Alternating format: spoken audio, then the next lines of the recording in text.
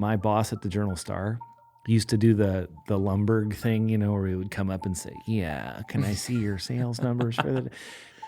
But I always thought to myself, man, if this guy is running this big of a company, like I can do that. From Grindstone Media, this is Nebraska Made, a narrative journey through the lives of Nebraska's most inspiring business leaders. We unpack the intimate details of how our guests navigated obstacles and built their companies in pursuit of the good life. I'm JT Martin, and today we hear from Eric Dinger, the founder of Powderhook, a mobile app that's mission is to create accessible hunting and fishing opportunities for all.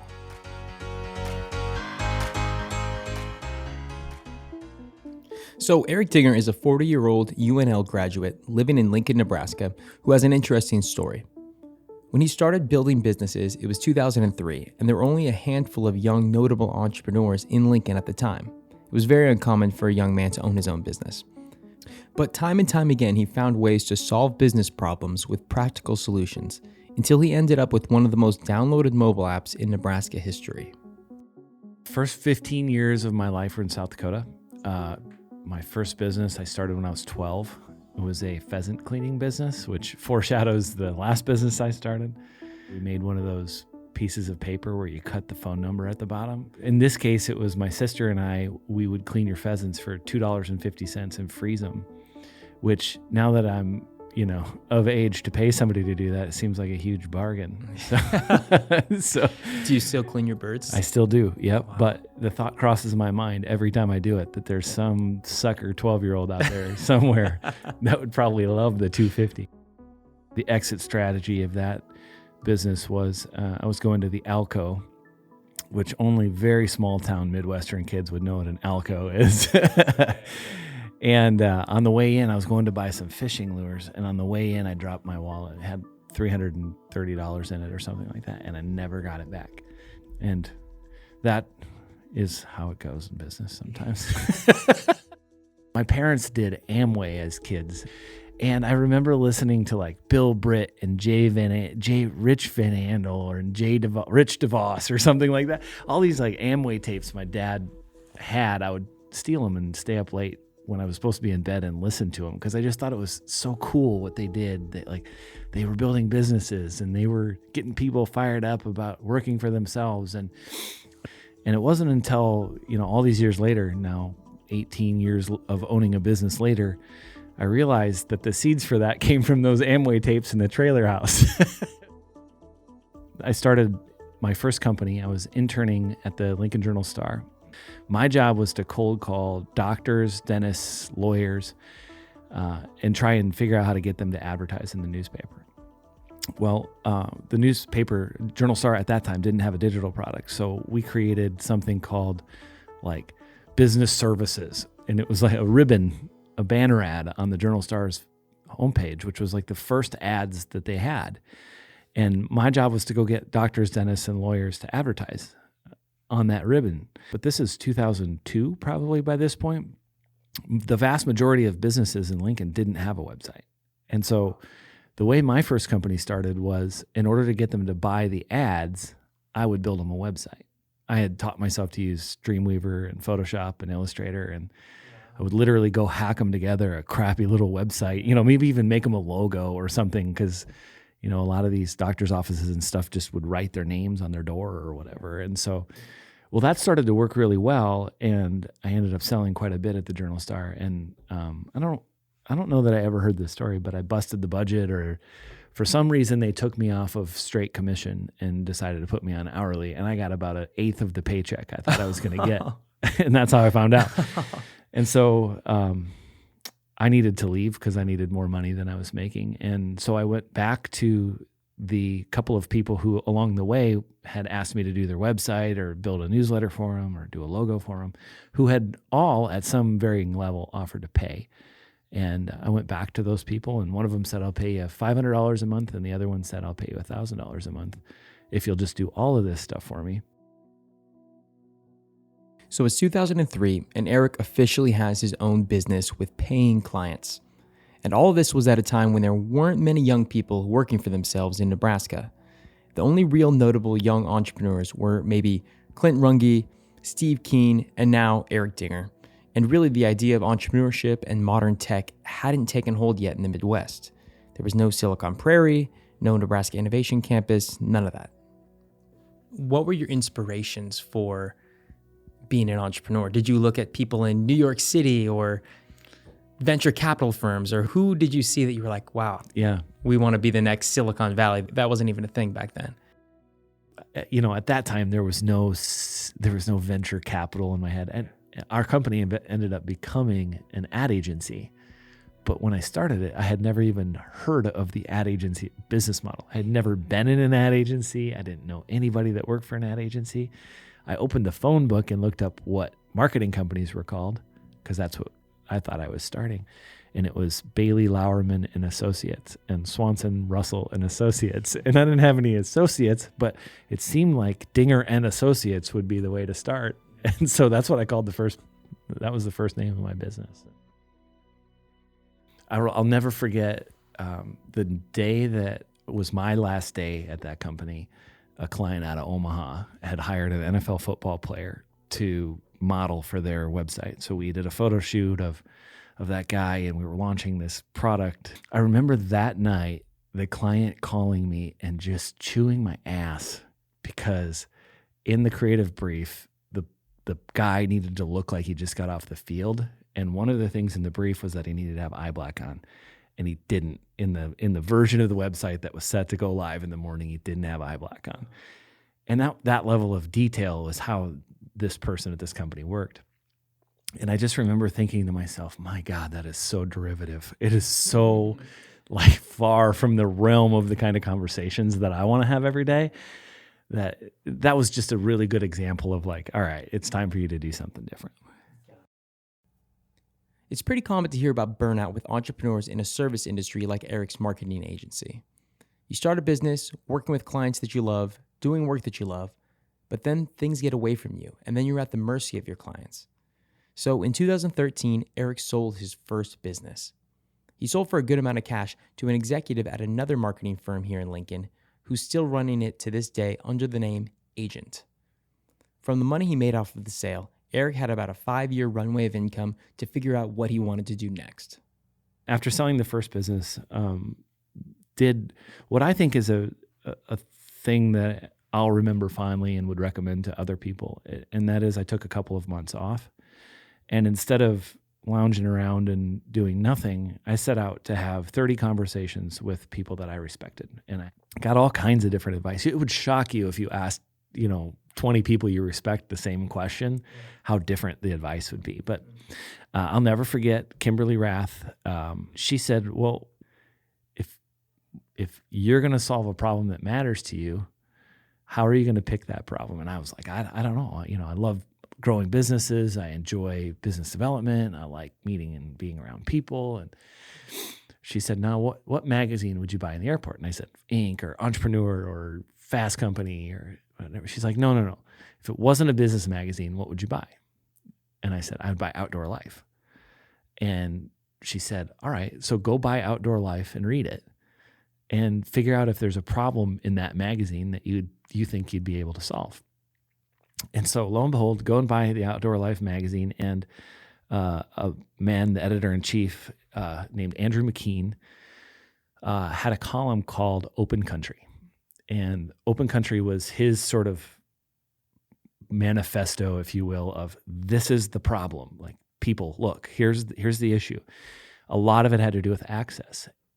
The idea of it being really, really hard to find a place to hunt struck me as something you could apply a business model like a marketplace to and solve. And so that's how I ended up with Powderhook. The day we made the decision, my wife helped pick the name, and the very next day I was calling people trying to figure out how in the world to get going in the outdoor industry. Wow. And how did she come up with Powderhook? She was on the treadmill. Uh-huh. I said, so when I say gun, what do you say? And she said, powder. And I said, okay, if I say fish, what do you say? And she said, hook. And, my old company had gotten paid, $30,000, $40,000 to name and brand something time and time again. This time it was like 4 minutes and the name was done, Powderhook. So Eric did all of the Google searches, all the Secretary of State searches, and it turns out that Powderhook was a proper noun that did not exist anywhere else. So he was in business. He bought the domains, and thus Powderhook was born. Eric had all the capital to get started. He had the people in his corner who were passionate about helping him make this thing into a reality. But it takes more than just a good idea to make a business work.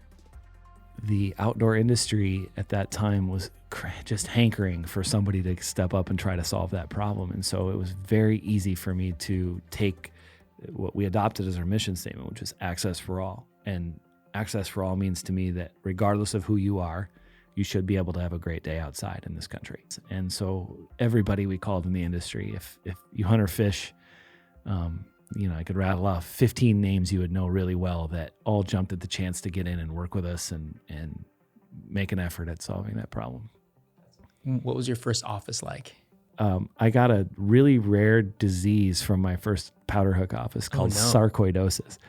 I lost like 30 pounds. I got super sick because it was full of mold. Oh, and so I won't name the landlord, but they're still dear friends. But we started in a dump. I mean, and I was funding everything at first. And so, I could work in a gopher hole, honestly. So, so you've literally given your body for this company. Yeah. So you're not wrong. Were your friends and family supportive at this point? My name was on Powderhook in that, I was the guy, the founder, the CEO. But in every possible way, that was a family effort. And not one time in the entire time we struggled. I mean, at one point we had 2 mortgages on our house, 2 mortgages on a house we had bought for a family member. We were on credit cards. I was paying payroll out of just out of the ether. This is something a lot of entrepreneurs will relate to, but it is amazing how you can manufacture just exactly what you need to make payroll when you're struggling like that. And not once did my wife, Stephanie, who's a business banker here in town, not one time did she waver. And so I can't say that's true of my extended family and people in the industry. Eric doesn't sugarcoat the ups and the downs in his business. He's even referred to Powderhook as being a dumpster fire behind Walmart at times. It came to the point one day where he decided that he had to turn his entire business strategy upside down and start over. He had already sold investors on a particular business model, but now he would have to tell them and his employees that changes needed to be made. It turned out that there were many nuances to accessing private land for hunting, and how they were approaching them were just flat wrong. So 3 years later, and a few $1 million later, he found himself starting over. I remember I went to the National Wild Turkey Federation convention in Nashville, Tennessee, and the guys that ran that organization were good friends or had become, industry good friends at the time. And I was sitting there telling them what we were going to do next, and it just hit me. It was a deep blow. You're sitting there talking about what you're supposed to be excited about, and in my mind, I'm like, I love these guys too much to tell them anything but this straight sugar, it's straight. I said, guys, this isn't going to work. I know we all want it to work. We really need it to, but the mechanics aren't there. And I spoke to them very candidly about it. And the CMO of NWTF at the time said, well, have you ever built an app? No, we hadn't. But you recall my first company, I had never built a website, but I just went and learned. And so I was too dumb to say no, or maybe just the right amount of opportunistic to say, yes, we'll figure out how to build you an app. And came back to the team, and literally a team that was building a marketplace web-based product chucked out an app in 2.5 months. I mean, we worked 39 straight days, all day, every day. And that was literally the pivot. Okay, so you went from being a marketplace where people with private land could have people come and hunt on it to an app where hunters can kind of connect and share knowledge. So over the span of the next 3 years, we built the largest mentoring program ever created in the outdoor industry. So our, same mission, access for all. But what we found out was that people were never going to provide, at least under the way we built it, they were never going to let strangers come on their land. But if you could get a person who already had access to bring more people, you could solve the access problem through them in a different way. The little mini talking point of we'd built the largest mentoring program ever in the outdoor industry. that made me feel like, okay, what I set out to build in pursuit of solving this problem isn't what we built, but we were still very much in that vein and still very much trying to do right by the thing I love, which is the outdoors. And so ultimately, I would call Powderhook a success in that we really did change the conversation in the outdoor industry. Powderhook's new mentorship model solved their original problem by encouraging hunters to help each other out of generosity and love for the sport. They were able to monetize them by creating this marketing backend that leveraged what's called an earned native advertising model, where outdoor brands could incentivize hunters to share their knowledge, and then they would include a little line at the bottom of the post with a sponsored message. This was completely different from the first business model, but it worked. What about starting this business in Nebraska do you feel like gave you an advantage? Where Nebraska really helped me is in my first company, I think I had along the way done right by as many people as I possibly could. I had treated people like I valued them because I did. And when I went back to a lot of those people with, the idea to invest in this next thing I was doing, time and time again, I would hear, we're investing in the person, we're investing in the horse or in the jockey, not necessarily the horse or the race. And I think that's a huge testament to what it means to grow a business in a place, because if you have those relationships and you take care of those people, you can go back to them. It's also a reflection of where we're at in Nebraska relative to a place like Silicon Valley, where maybe those same relationships all are in venture capital and are all in the business of making big Series A bets on companies like you wish to start. And so in many ways, Nebraska was the only place I could start this business because it was the place I had those relationships. What advice would you give a young entrepreneur growing up in Nebraska?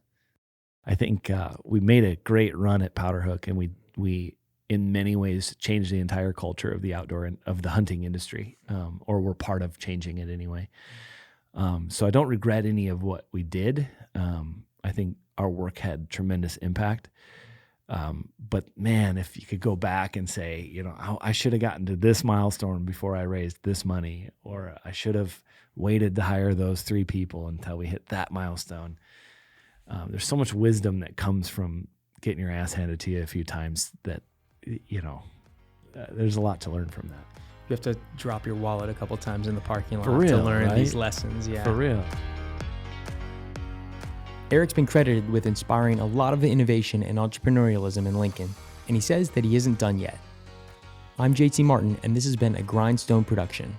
Grindstone is one of the premier production and marketing firms here in Lincoln, offering everything you need to grow your business in 2020, from video and podcast production to social media management and media buying. You can learn more by visiting grindstoneagency.com. Nebraska rides under the radar, and a lot of people think that this is flyover country, but man, I take a farm kid with a work ethic and some good ideas all day, every day into whatever fight you wanted to have.